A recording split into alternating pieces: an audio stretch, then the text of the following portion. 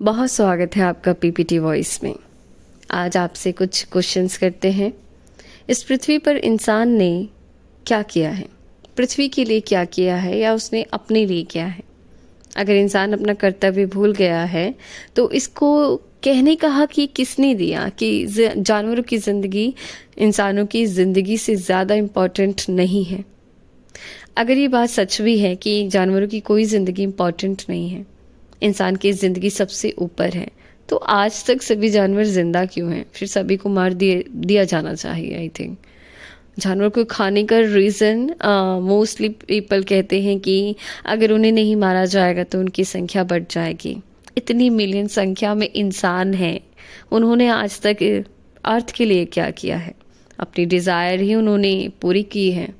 अपने परिवार की सारी डिज़ायर पूरी करने में लगा है आज इंसान, अर्थ के लिए तो कुछ भी नहीं किया है। तो फिर इंसान की ज़िंदगी इम्पॉर्टेंट क्यों है? जानवरों की खाल में इंसान उस जूते पहनता है, दूध यूज़ कर लेता है बिना उनकी परमिशन से। मेकअप का सामान जानवरों से यूज़ किया जाता है।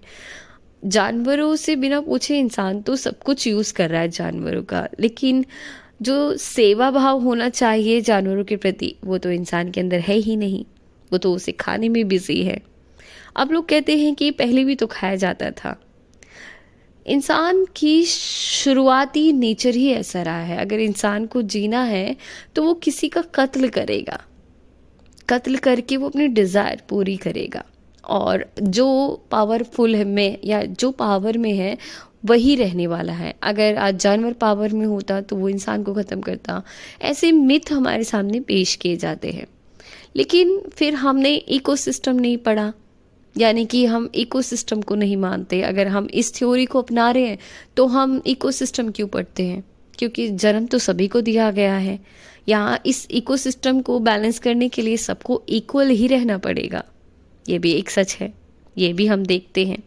या तो हम इकोसिस्टम का ना माने या फिर हम इंसान को ही इतना पावरफुल बना दे, है ना। इंसान कभी कभी रोड एक्सीडेंट में मर जाता है, किसी लड़ाई में मर जाता है, घर के झगड़ों में मर जाता है। तो ये ज़िंदगी क्या पूरे इंसानों की इर्द गिर्द ही घूम रही है?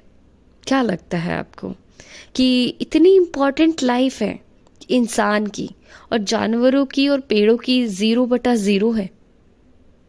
इंसान इसी कैटेगरी में भी तो आता है। इंसान भी तो मरता है, इंसान तो अमर नहीं रहने वाला है। लेकिन इंसान इंसानियत में नहीं, धर्म में बिजी है। वो वहाँ पर बिजी हो रखा है, वो बर्बाद करता जा रहा है अर्थ को। वो नहीं दिखता। झूठ का सहारा लेके अपने आप को आगे बढ़ा सकता है इंसान, लेकिन झूठ अगर वो एक इंसान ऐसे इंसान के लिए बोल दे या फिर किसी जानवर को बचाने के लिए बोल दे, वो इंसान को सहन नहीं होने वाला। क्योंकि उसने तो एक धारणा बना ली है कि इसमें इस ज़िंदगी में सिर्फ इंसान को रहना है। तो फिर ऐसे इंसानों में आदिवासी बिश्नोई समाज क्या कर रहे हैं? उनकी वैल्यू तो ज़ीरो है, उन्हें कोई नहीं जानता। बिश्नोई समाज एनवायरनमेंट को पूछता है, एनिमल्स को पूछता है। आदिवासी भी पेड़ों की वैल्यू को समझते हैं। लेकिन हाँ, जो आज मॉडर्न इंसान हो चुका है वो तो इंसानियत को भी नहीं समझता। तो शायद उन्हें ये क्वेश्चन समझ ना आए, शायद ना आए।